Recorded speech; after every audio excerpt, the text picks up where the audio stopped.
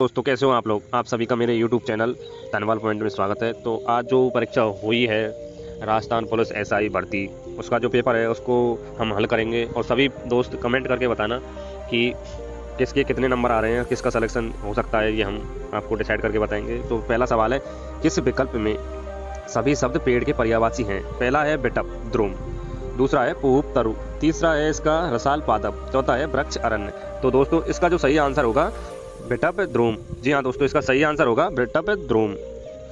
तो अब अगले सवाल की ओर बढ़ते हैं। अगला सवाल है आपका, किस विकल्प में परस्पर पर्यायवाची शब्द नहीं है?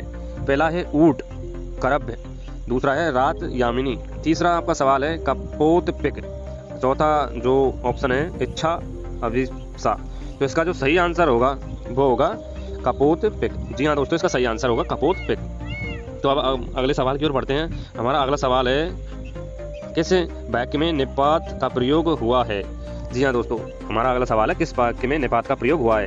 तो पहला ऑप्शन होगा मैं कल आ रहा हूँ, यानी कि मैं कल आ सकता हूँ। दूसरा होगा संभवतः वह आएगा। तीसरा ऑप्शन है मुझे आने तो दो। चौथा ऑप्शन होगा वह पटना गया था। तो दोस्तों इसका जो सही आंसर होगा वो होगा मुझे आने तो दो। जी हाँ दोस्तों, इसका सही आंसर है मुझे तो आने दो।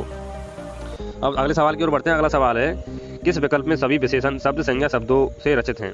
तो इसका पहला जो ऑप्शन है वह है वार्षिक निचला, दूसरा ऑप्शन है पीड़ित दयनीय, तीसरा है भीतरी आपसी और चौथा ऑप्शन है इसका शिक्षित कमाऊ। तो इसका जो आंसर होने वाला है वो दोस्तों पीड़ित दयनीय होगा। जी हाँ दोस्तों, जो सभी विशेषण शब्द संज्ञा शब्दों से रचित है वो है पीड़ित और दयनीय। तो ये सवाल बिल्कुल सही है, आंसर इसका पीड़ित दयनीय होगा। तो अब अगले सवाल की ओर बढ़ते हैं। अगला सवाल है हमारा, निम्नलिखित में से नदी का पर्यायवाची नहीं है? तो पहला है ताटिनी, दूसरा जो ऑप्शन है वो है पेशविनी और तीसरा ऑप्शन है आपका आपगा और चौथा ऑप्शन है आपका सरसी। तो दोस्तों इसका जो सही आंसर होने वाला है वो होगा सरसी। जी हाँ दोस्तों, इसका सही आंसर है सरसी। तो अब अगले सवाल की ओर बढ़ते हैं हम। तो हमारा अगला सवाल है, किस विकल्प का समूह श्रुत भिन्नार्थक शब्दों का अर्थ भेद सही नहीं है?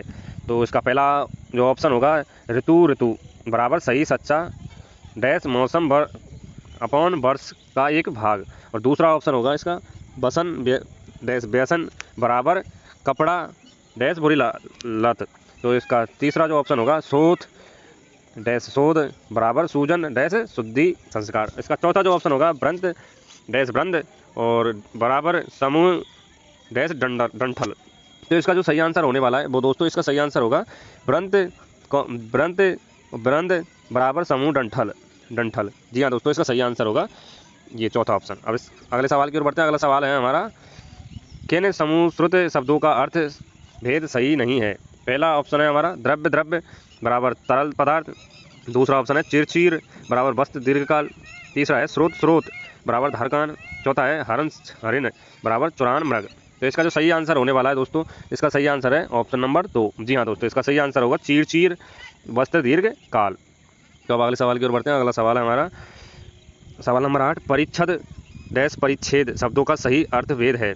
अनुभाग डैश आवरण, दूसरा ऑप्शन होगा सीमा डैश नौकर चाकर और चौथा ऑप्शन है इसका काटना साज समान, चौथा ऑप्शन है इसका आवरण डैश अनुभाग। तो दोस्तों इसका जो सही आंसर होगा वो होगा आवरण डैश अनुभाग। जी हाँ दोस्तों, इसका सही आंसर यही है आवरण डैश अनुभाग। तो हम अगले सवाल की ओर बढ़ते हैं। अगला सवाल है हमारा, किस विकल्प के शब्द परस्पर विलोम नहीं है? तो पहला जो आपका ऑप्शन होने वाला है वो है श्लाघनीय डैश प्रशंसनीय, दूसरा है ऋतु अनुकृत, तीसरा है सापेक्ष निरपेक्ष और चौथा है साम्य विषय में। तो इसका जो सही आंसर होगा वो होगा दोस्तों ऑप्शन नंबर 1 सराहनीय और प्रशंसनीय। जी हाँ दोस्तों, इसका सही आंसर होगा सराहनीय और प्रशंसनीय। अब सवाल नंबर 10 की ओर बढ़ते हैं। हमारा सवाल नंबर 10 है, किस विकल्प में विलोम शब्द योग में नहीं है? तो पहला जो ऑप्शन है हमारा, पहला ऑप्शन है समूह विमुख, दूसरा है संग्रह परिग्रह और चौथा है सघन विरल और चौथा है ऋतु वक्र। तो इसका जो सही आंसर होगा दोस्तों वो होगा संग्रह परिग्रह। जी हाँ दोस्तों, इसका सही आंसर होगा संग्रह परिग्रह। तो हम अगले सवाल की ओर बढ़ते हैं। अगला सवाल है, निम्नलिखित में विलोम योग में है? इसका जो पहला है सुकर दुष्कर, दूसरा ऑप्शन है मूड विमूड, तीसरा ऑप्शन है विज्ञ अनविज्ञ और चौथा है सामिस आमिस। तो इसका जो सही आंसर होने वाला है वो दोस्तों ऑप्शन नंबर 1 होगा सुकर दुष्कर। जी हाँ दोस्तों, सही आंसर है सुकर दुष्कर। तो हम अगले सवाल की ओर बढ़ते हैं। हमारा अगला सवाल है सवाल नंबर 12, कहीं हुई बात को फिर कहना वाक्यांश के लिए सार्थक शब्द है? पहला है वाचाल, दूसरा है तार्किक, तीसरा है पिष्ट पेशन और चौथा है पूर्व ग्रह। तो इसका जो सही आंसर होगा वो होगा तार्किक। जी हाँ दोस्तों, इसका सही आंसर है तार्किक, यानी कि किसी बात को बार बार कहना, फिर कहना। अब सवाल नंबर 13 की ओर बढ़ते हैं। 13 सवाल है, निम्नलिखित में से किस वाक्य में संपदा कारक के परसर्ग विभक्त चिन्ह का प्रयोग हुआ है? पहला ऑप्शन है आपका, उस जगह एक सभा होने जा रही है। और दूसरा है, लड़का अब अपने पाँव से चलता है। और तीसरा है, वह घर से बाहर आया। और चौथा है, राम के हित लक्ष्मण बन गए थे। तो इसका जो सही आंसर होगा वो होगा दोस्तों ऑप्शन नंबर 4, राम के हित लक्ष्मण बन गए थे। अब सवाल नंबर 14 की ओर बढ़ते हैं। 14 है सवाल नंबर, जिसका आचरण अच्छा हो वाक्यांश के लिए सार्थक शब्द होगा। तो इसका जो सही आंसर है वो दोस्तों ऑप्शन नंबर 1 है सदाचारी, ऑप्शन नंबर 2 है साधु, ऑप्शन नंबर 3 है सज्जन और ऑप्शन नंबर 4 है सद्भावी। तो इसका सही आंसर होगा सदाचारी। जी हाँ दोस्तों, इसका सही आंसर है सदाचारी। सवाल नंबर 15 की ओर बढ़ते हैं। सवाल नंबर 15 है दोस्तों, ऐसे रोग जो छूने मात्र से फैलते हों के लिए सार्थक शब्द होगा। तो इसका सही आंसर होगा दोस्तों, ऑप्शन में देखते हैं क्या होने वाला है। तो इसका पहला ऑप्शन है घातक रोग, दूसरा है असाध्य रोग, तीसरा चर्म रोग और चौथा है संक्रामक रोग। तो इसका जो सही आंसर होगा वो होगा दोस्तों संक्रामक रोग। जी हाँ दोस्तों, इसका सही आंसर होगा संक्रामक रोग। अब हम सवाल नंबर 16 की ओर बढ़ते हैं। 16 सवाल है, ज्ञान प्राप्ति की इच्छा रखने वाला वाक्यांश के लिए सार्थक शब्द है।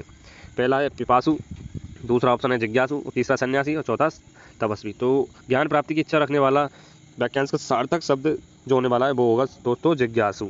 जी हाँ दोस्तों, इसका सही आंसर होगा जिज्ञासु।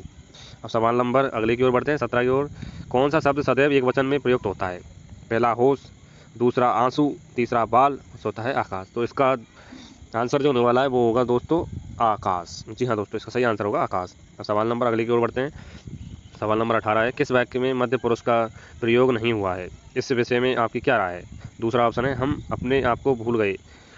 तीसरा है, यह बात आप ही कह दीजिए। चौथा है, आपको यह उचित लगता है तो ठीक है। तो इसका जो सही आंसर होगा दोस्तों वो होगा ऑप्शन नंबर 2, हम अपने आप को भूल गए हैं। अब सवाल नंबर अगले की ओर बढ़ते हैं। सवाल नंबर अगला है, हिमालय से अनेक नदियाँ निकलती हैं।